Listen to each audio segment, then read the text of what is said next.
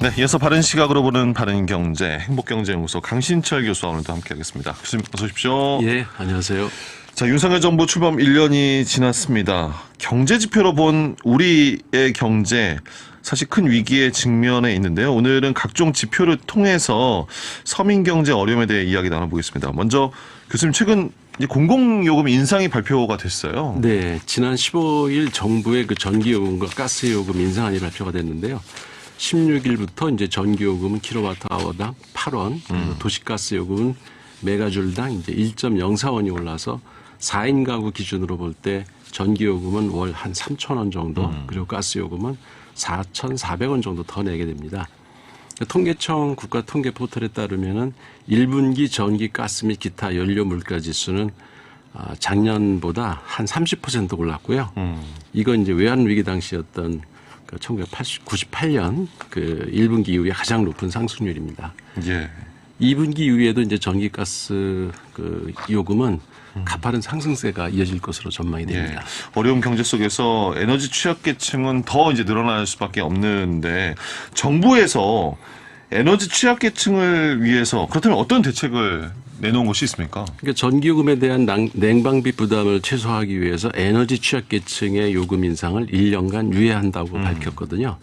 그래서 정부는 취약계층을 대상으로 지급했던 에너지 바우처 지급 대상을 생계의료급여 민감계층에서 주거교육, 급여, 더위, 추위 민감계층까지 이제 확대하기로 했고요. 예. 이에 따라서 이제 에너지 바우처 지원 대상이 85만 7천 가구에서 113만 5천 가구로 늘어났습니다. 그리고 가구당 여름철 그 평균 지원 단가 또한 이제 지난해 4만 원에서 7.5% 증액된 4만 3천으로 인상이 됐고요. 예. 그 소상인들을 위해서 올해 이제 6월에서 10월까지 한시적으로 전기요금을 월 50% 인상 그러니까 이상 납부를 하면 남은 요금을 이제 3 내지 6개월에 나눠서 절반만 내면 네. 밀어주는 거군요. 그러니까 분납할 수 있도록 해줬고요. 가스요금도 이제 10월부터 제도를 실행할 예정인데요. 근데 이렇게 분할 납부하게 해주는 거는 결국 네. 다 내야 되잖아요. 그래서 실질적인 그렇죠. 효과는 없을 것 같고 일정 비율로 좀 감면을 해줘야 된다는 생각이 듭니다. 그렇지 않아도 이 소상공인들 매출도 줄어서 걱정인데 공공요금까지 인상하면 어떻게 버틸지 참 걱정입니다. 예. 전기, 가스요금이 이렇게 올랐고 참 걱정이 되는 게 전반적인 물가가 정말 빠르게 오르고 있거든요. 물가 인상은 어느 정도로 심각합니까? 이게 통계청이 오늘 2023년 4월 소비자 물가 동향을 발표하면서 지난달 소비자 물가 지수가 지난해 같은 달보다 3.7% 올랐다고 밝혔고요.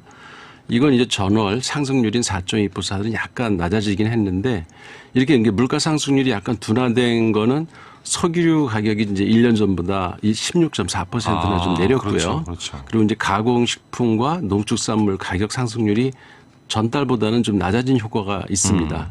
근데 하지만 그 외식비를 비롯한 개인 서비스 가격이 6.1%나 오르고 의류비와 그 신발 물가 상승률도 6%가 넘어서 서민이 이제 직접 피부로 느끼는 물가는 아직도 상당히 높은 것으로 나타나고 있고요. 여기에 이제 또 전기요금과 가스요금처럼 공공요금마저 계속 오를 전망이어서 서민들의 물가 상승으로 인한 그 생계 위협은 지속되고 있는 상황입니다. 뭐 여러 이런 평균적인 지표들보다도 서민들의 그런 일상생활과 직결된 그런 품목의 물가가 오르는 것이 이제 바로 어려움으로 나타나는 것인데 네. 최근에는 그러니까 밖에서 간단히 한 끼 해결하는 것도 정말 많이 올랐어요, 교수님. 네. 예. 그러니까 한국 소비자원 가격 정보 종합 포털에 따르면은 소비자들이 많이 찾는 8개 그 외식 품목의 지난달 서울 지역 가격이 평균 작년보다 13% 가까이 상승을 했다고 합니다. 예. 그러니까 가격 상승률이 가장 높은 품목이 이제 햄버거였는데 햄버거 가격이 지난해 같은 달보다 17.1%나 올랐고요. 그 다음에 이제 삼계탕이 이제 14,500원 정도. 그리고 냉면이 11,000원. 삼겹살이 2만 원. 그러니까 요즘에 10,000원 이상이 10,000원 넘는군요. 상품들이 다 많이 생겼고요. 10,000원이 없어도 먹을 수 있는 거는 옛날엔 꽤 그래도 여러 품목이 있었는데 네. 이제는 이제 그 김치찌개 백반하고 짜장면 그다음에 칼국수 김밥 이 4개밖에 없다고 합니다. 그러니까 지난해 4월에는 비빔밥도 포함이 돼 있었는데 올해 1월 10,000원이 넘어가서 예. 이것도 빠졌다고 합니다. 그러니까 점점 예.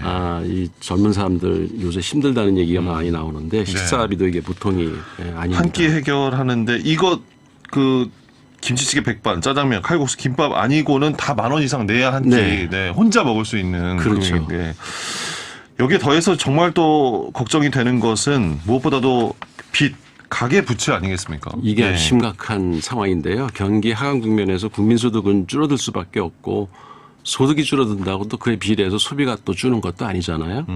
그 차액을 이제 가계부채로 자꾸 메꿀 수밖에 없게 되는데 잘 아시다시피 미국도 우리와 상황이 상당히 비슷하거든요. 코로나 사태를 겪고 나서 경기 침체 국면으로 접어들고 있고 게다가 물가 잡는다고 경기 침체를 각오하면서도 작년부터 계속 기준금리를 그렇죠. 또 올리고 있고요. 예. 그러니까 미국 우리나라하고 경제 상황이 매우 비슷하게 전개되고 있는데 한 가지 차이점이 근본적인 게 있습니다. 어떤 겁니까? 그게 뭐냐면 코로나를 겪으면서 한국은 지난해 말 가계부채가 1,867조 원으로 이제 GDP 대비 105%. 그러니까 국민 총생산보다 빚이 더 많은 거예요? 빚이 더 많은 거죠, 지금. 근데 미국은 GDP 대비 그 가계부채 비율이 75%에 불과합니다. 그러니까 GDP 대비 국가 채무 비율을 보면은 미국은 100%가 넘는데 국가 채무 비율이요. 예. 우리나라는 50%가 안 되고요. 그러니까 다시 말해서 미국은 경제 위기가 닥쳤을 때 그 부담을 국가가 지는 데 반해서 우리나라는 그 부담을 고스란히 국민에게 떠넘기는 게 개인의 이게 빚이 늘고 있는 거니까요. 그렇죠. 예. 예. 그래서 가계부채가 서민들의 생계를 위협하고 있다는 것은 지난 2년간 그 은행 대출자에 대한 지연배상금 부과가 670만 건이나 되고요. 금액도 460억 원이 넘은 것만 봐도 아주 심각한 걸로 알 수 있습니다.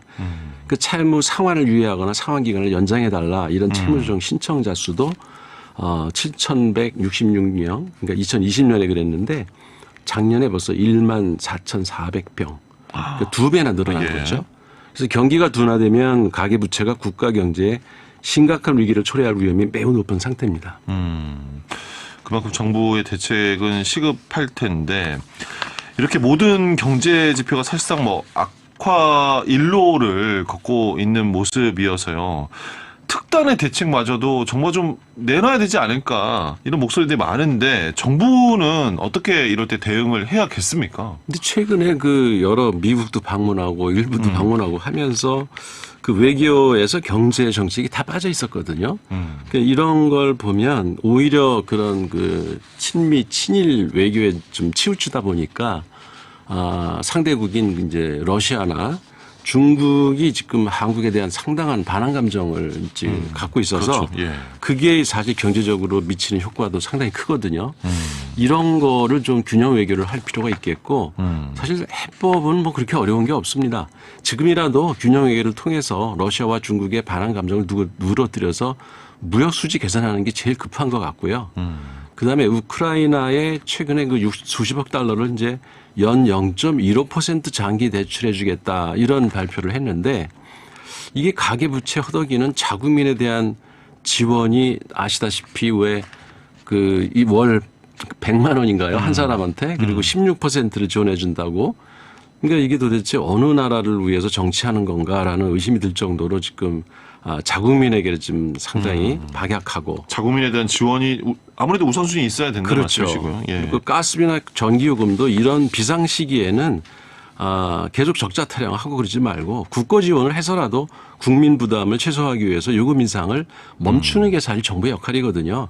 그리고 시장 원리에 내맡겨서 가격을 올려서 소비를 줄인다는 이런 신자유주의적인 정책은 소득 양극화를 가중시킬 뿐이고 눈덩이처럼 불어난 가계부채는 결국 국민 경제의 발목을 잡을 것이고요.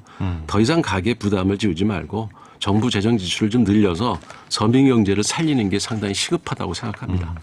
서민 경제를 살리는 것이 우선이다라는 네. 말씀을 들었습니다. 오늘 바른경제 소비자 물가지수, 외식비 가격 인상, 가계부채 등 각종 경제 지표를 통해 서민 경제 상황 그리고 또 해결책 대안까지 함께 짚어봤습니다.